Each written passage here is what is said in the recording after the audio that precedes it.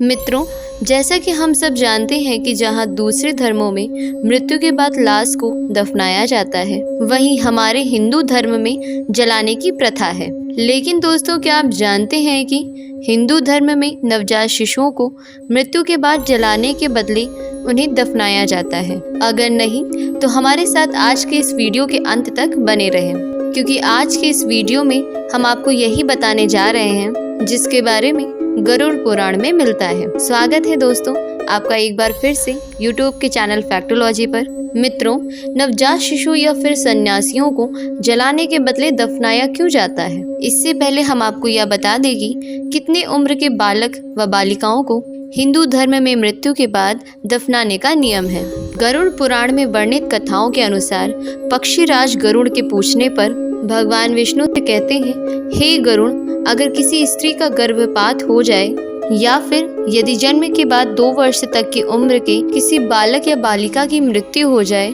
उसे जलाने के बजाय जमीन में गड्ढा खोदकर उसे दफनाना चाहिए और इससे अधिक उम्र के ही मनुष्यों की मृत्यु होने पर उन्हें जलाना चाहिए। गरुड़ पुराण की माने तो वास्तव में मनुष्य जब जन्म लेता है तो वह 2 वर्ष की उम्र तक वह दुनियादारी अर्थात वह मोह माया से परे होता है। ऐसी स्थिति में उसके शरीर में विराजमान आत्मा को उससे मोह नहीं होता है। ऐसे में जब कोई 2 वर्ष से कम उम्र का मनुष्य मृत्यु को प्राप्त हो जाता है तो आसानी से उस शरीर का त्याग कर देता है और पुनः उसके शरीर में प्रवेश होने की कोशिश भी नहीं करता है, जो कि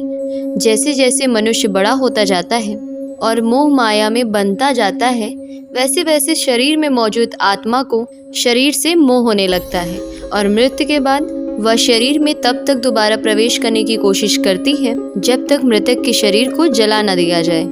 गरुड़ पुराण की माने तो अंतिम संस्कार अर्थात दाह संस्कार शरीर से अलगाव का एक रूल है। जब शरीर को जला दिया जाता है तो उसे जल्दी ही मुक्ति की प्राप्ति हो जाती है और इसके बाद उस आत्मा के पास कोई लगाव नहीं रहता है। वास्तव में अग्नि को हिंदू धर्म में एक प्रवेश द्वार माना गया है, जिसके माध्यम से जब मृतक को जलाया जाता है तभी वह आध्यात्मिक दुनिया में प्रवेश कर पाता है। परंतु बच्चे जिन्होंने ज्यादा जीवन अपना नहीं जिया है, उनकी आत्मा को अपने शरीर से कोई लगाव नहीं होता है, इसीलिए उनकी मृत्यु हो जाने पर जलाने के बजाय दफनाने का विधान दिया गया है। इसके अलावा गरुड़ पुराण में यह भी बताया गया है कि शिशु के अलावा संत पुरुषों और भिक्षुओं को भी मृत्यु के बाद जलाने के बजाय दफनाया जाता है, क्योंकि ऐसा मनुष्य अपने कठोर तपस्या और आध्यात्मिक प्रशिक्षण के बल पर अपने शरीर की सभी इंद्रियों को नियंत्रित कर लेता है और मोह माया, क्रोध आदि लोभ पर विजय प्राप्त कर लेता है।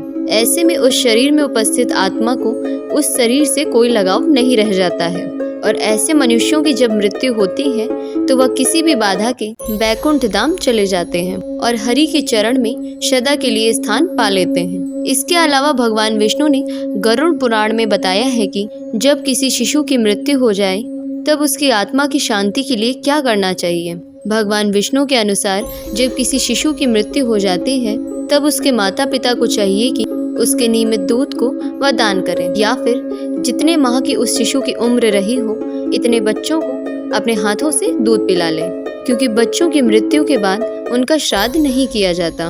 किसी भी मृतक का विधि विधान पूर्वक श्राद्ध तभी किया जा सकता है जब या तो उनका चूड़ाकरण संस्कार या फिर उनका मुंडन हो गया हो या फिर उनका उपनयन संस्कार हो गया हो। साथ ही भगवान विष्णु कहते हैं कि यदि माता पिता की क्षमता हो तो वह मरे हुए बच्चे के नियमित वस्त्र आदि भी दान कर सकते हैं। माता पिता या फिर कोई परिजन मरे हुए बच्चे के नियमित जितना दान करता है उतनी ही जल्दी उस बच्चे की आत्मा को दूसरा शरीर प्राप्त हो जाता है। इतना ही नहीं, भगवान विष्णु गरुड़ से ये भी कहते हैं कि हे गरुड़, जब किसी बालक की मृत्यु हो जाती है